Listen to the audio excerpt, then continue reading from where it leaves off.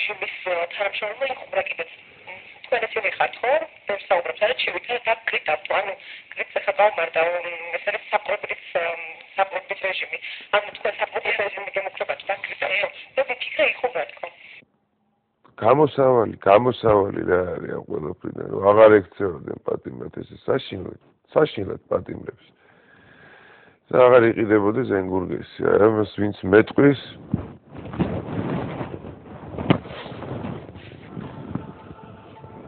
ადამიანასაც წავიდა შეგიგვირსება.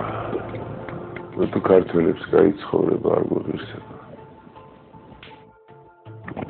არ მჯერა დაიწყება გამონათება.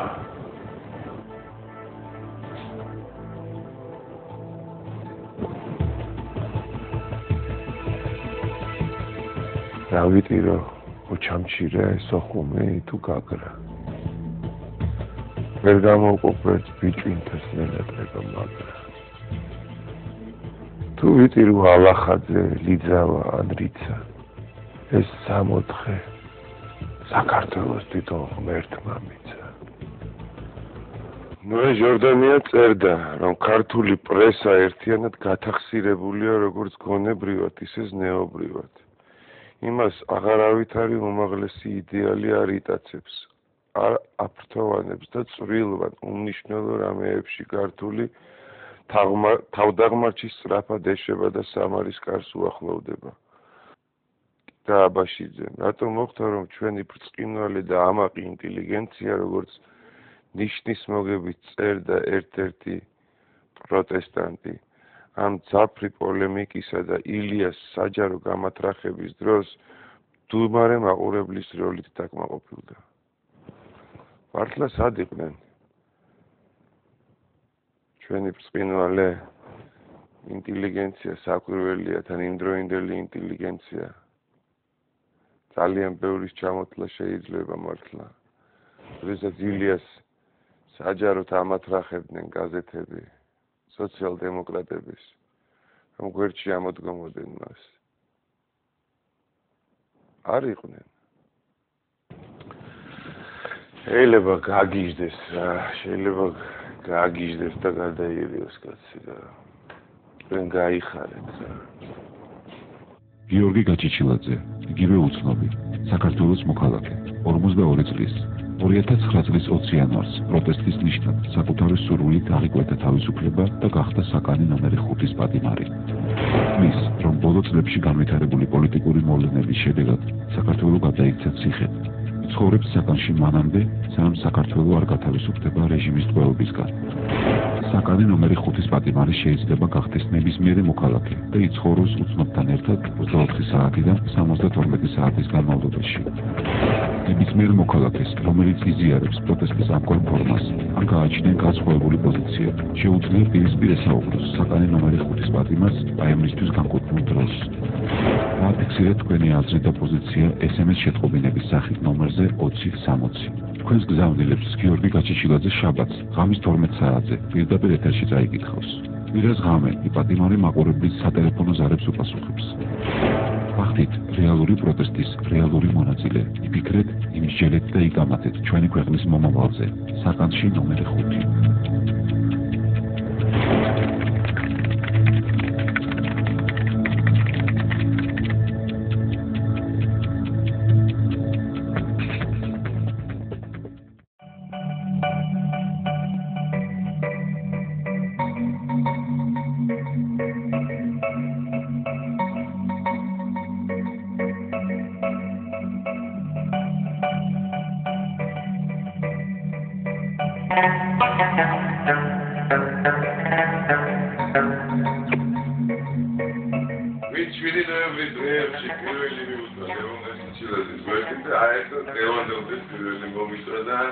ჩემი გული ბოლომდე ენდო, მე მინდა წარმოგიდგინოთ ბიძინა გეგიძე.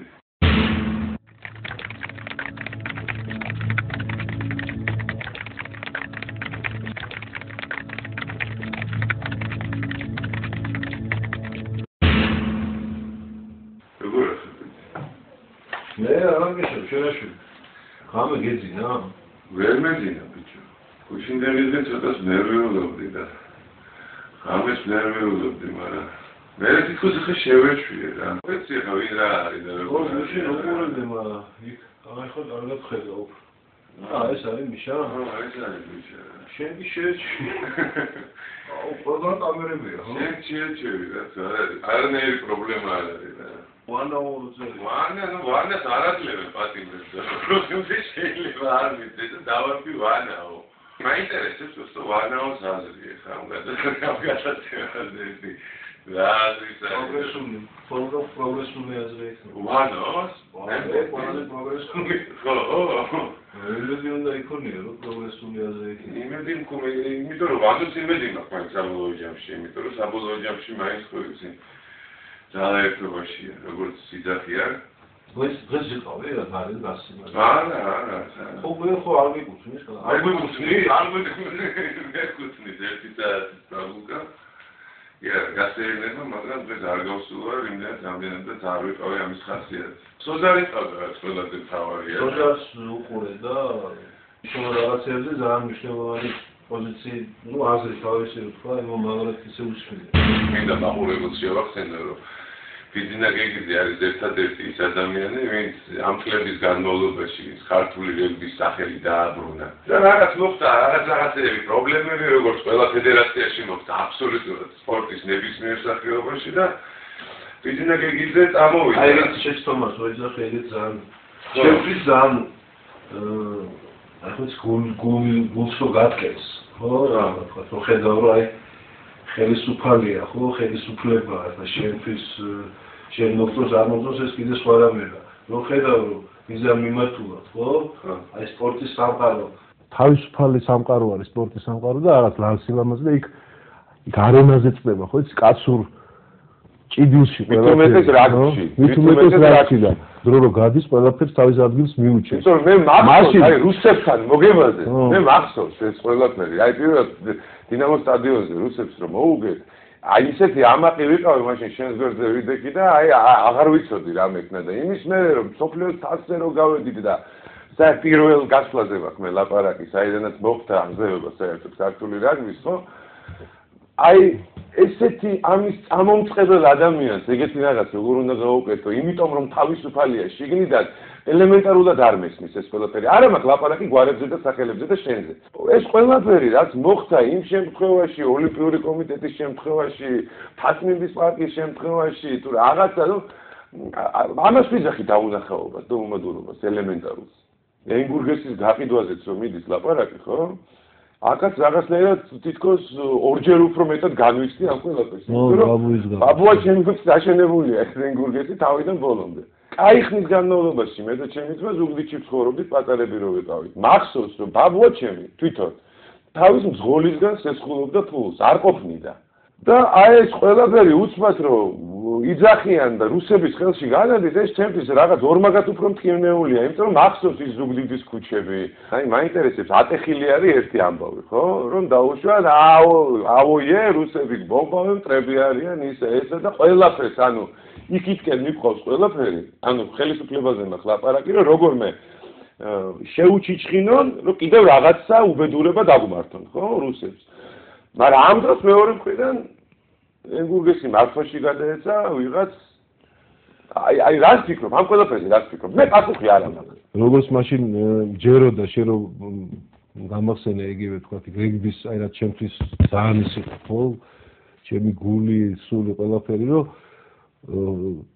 მეუნებოდნენ ეგენი რომ როგორ კაცო შენ უნდა გააგრძელო და რაღაცა თქვა, თქო მაშინაც ხო ადამიანი რო გეუნება თქვა რაღაცას. იჯერებ, ეგ არის ჩემი დანაშაული. ადამიანს უჯერებ, ეს არის დანაშაული. ადამიანს რო ენდობი, მე პირადად ჩემი გარკვეული გაკეთებული სიკეთის გამო დამირწია ცხვირი და მე მინანია. მე რა რო ცხვირი დამირწია და ავდგები, დავარდები, ავდგები. მაგრამ ისე თუ ვიცხოვრე თუ აღარავის აღარ დაუჯერე, მაშინ ცხოვრებასაც ყველანაირი ფასი ეკარგება, ყველანაირი აზრი ეკარგება. აი ეს არის მე ელემენტარულად ჩემს მეგობრებში, ჩემს ძმაკაცებში, ჩემს გარემოცვაში ის მომწონს ყოველ შემთხვევაში და იმიტომ ვაფასებ ამ დროს, აი ამ 5 წელიწადს ელემენტარულად. რომ დამანახა ვინ არის. კარგი რა მოხდა, გავცე მიხეილ სააკაშვილის, სააკაშვილს პირადად ჩემი პასუხი. კარგი მოხდა, აი მიშა, პირდაპირ გეუბნები. კარგი მოხდა ის, რომ დაგვანახე ვინ არის. ძალიან დიდი მადლობა. არ ეს კამერა იგულისხმება მიშა, ხო? ეს კამერა მიშა იგულისხმება. ხო მიდის ეს საუბრები რომ რუსეთთან შეკრული. ეხლა ჩემთვის წარმოუდგენელია, ნუ ესეთი შეკრული როგორც აი ხო იცი ხალხში რომ რაღაცას აზრი რომ ფიგურირებს, მაგრამ აი ჩემთვის ხო წარმოუდგენელია ჩემთვის ეხლა რასაც ლაპარაკობ, მაგრამ ყოველ შემთხვევაში ესეც კი შეიძლება რა, რომ პოლიტიკურად იყო ასე ვთქვათ, ის დაპირისპირებული და მოკლედ ხოცავდა ერთმანეთს და ბიზნეს აკეთებდე? აი არ ვიცი. ხო, აი არ ვიცი, ვერ გავეცი მაგას. ეხლა მე ეს ამაზე სიმართლე რომ გითხრა. დღევანდელი ხელისუფლება